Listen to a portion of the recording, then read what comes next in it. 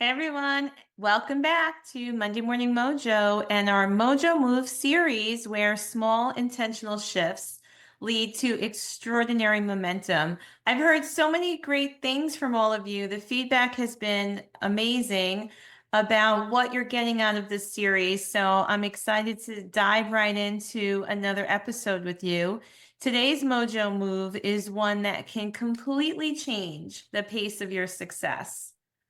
Are you ready? Here it is. Stop waiting for confidence. Act first. So many of us are sitting on incredible dreams, world-changing ideas, powerful talents, just waiting for us to muster up a little bit more confidence. See, the truth is, confidence doesn't arrive first. Yeah, here's the spoiler alert. Confidence isn't the prerequisite. It's the result. See, today I'm going to show you why waiting for confidence is actually the ultimate delay tactic and how you can step into action right now and do it even if you're scared. I think a lot of us believe that confidence has to come first. We were taught that at a young age, that we have to believe, we need to feel really ready before we can act, that we need to be 100% prepared, 100% sure, 100% certain. But here's the truth. Entrepreneurship and honestly, leadership in life doesn't really work like that. See, confidence isn't going to be a permission slip that suddenly opens doors for you.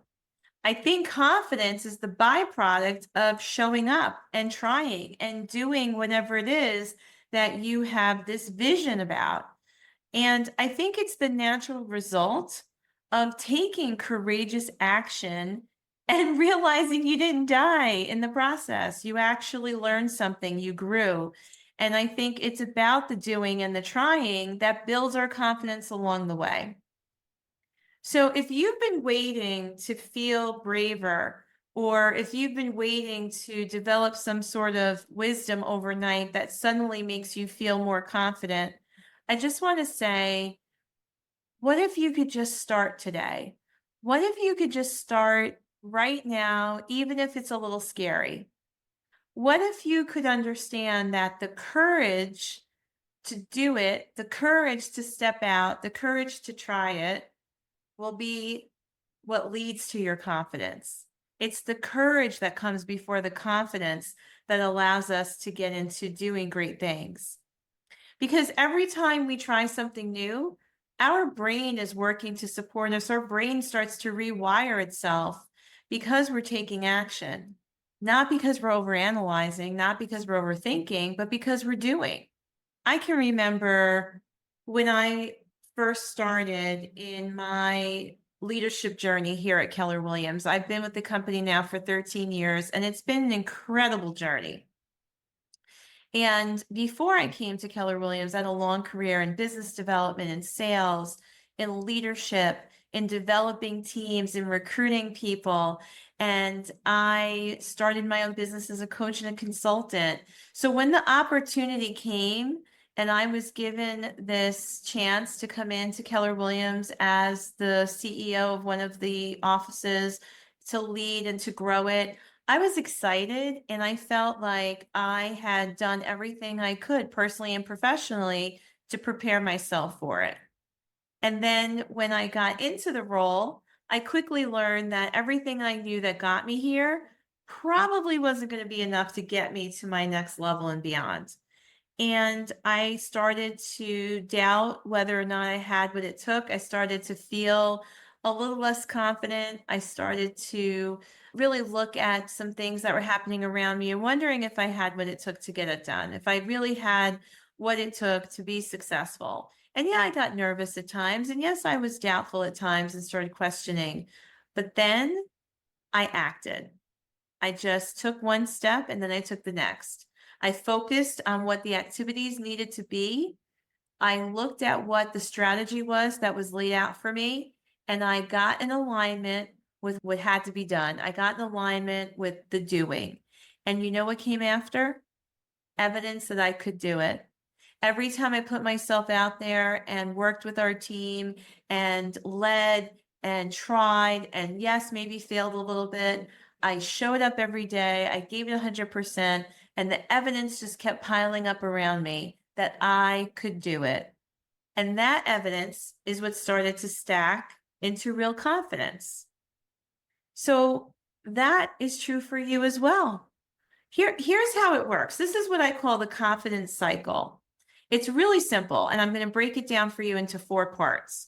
So the confidence cycle, step 1 or part number 1 is action.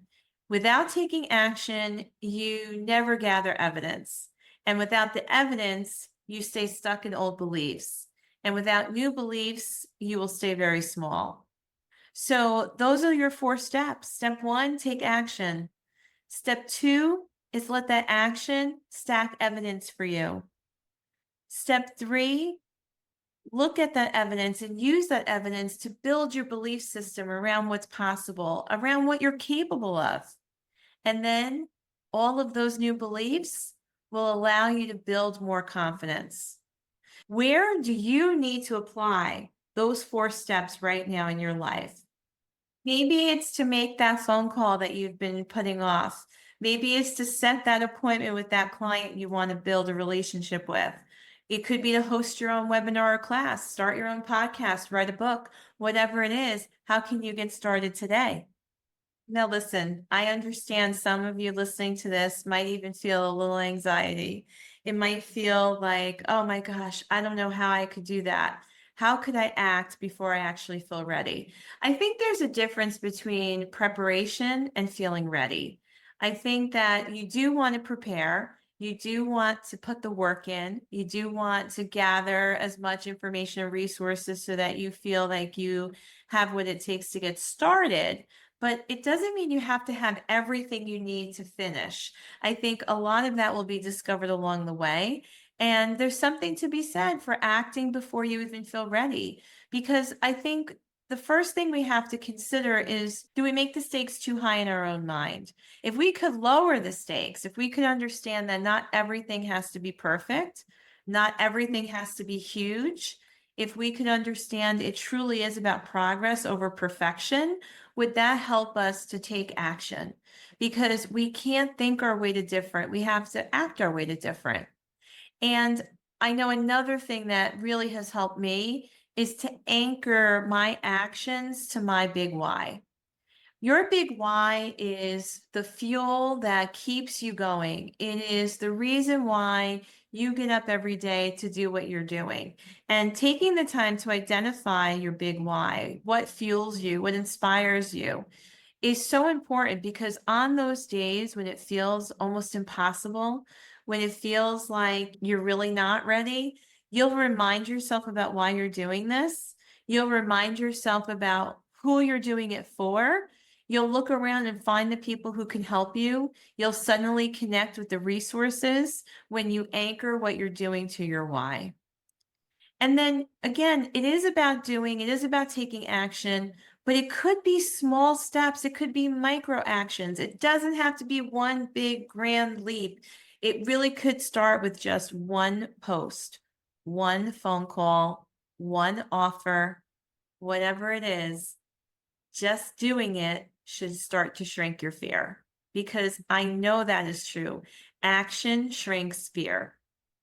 And then I think when you can celebrate the act, not just the outcome.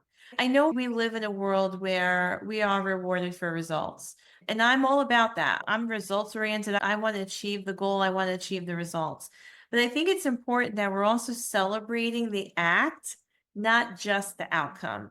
So if you could celebrate the fact that you're doing something, that you're engaged in doing the thing, whatever it is, and not just the results, you will create a positive connection to that, and your brain will seek out more of it. So you'll reward yourself, and we know what happens when we reward good behavior. We get more of it. So celebrate doing the thing, not just the results. So right now, I want you to think of one thing you've been waiting to feel confident about. You have it? Now imagine, what's the tiniest first step you could take? What if you acted without needing to feel ready? What would brave look like for you today? That's a great question to ask yourself every day. What would brave look like for you today? So now we're going to give you an action step challenge. Your Mojo Move challenge this week. Pick one thing you've been waiting on until you feel ready. What is that one thing that you keep saying you're going to do one day? What is that one thing that's been on your list, but you need to do more research, more thinking, more planning, whatever it is that makes you feel like you're going to be ready?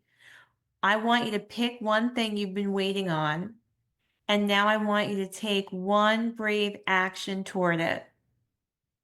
What is that one thing you could do that would start the ball in motion? Post the offer, make the call, send the email, record the video, reach out, whatever it is, do it today. And then celebrate the fact that you acted. Maybe it's just showing up for yoga class. That's a great way to get started too. What is one thing that you've been thinking about, whether it's in your professional world, your personal life, that if you can take some action on it today, you'll be able to celebrate the fact that you followed through. And each time you do that, confidence will follow. I promise you that. So, thank you for spending your morning with me. These short mojo moments have been really fun to create for you. I believe that your dreams are waiting for you to be fearless. They are actually waiting for you to be courageous.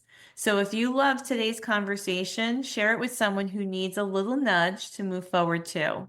Do it together. Share what your one thing is and do it together. I'll see you next week for another Mojo Move. And until then, just keep stepping, even if your knees are shaking. Keep stepping forward because greatness favors the brave.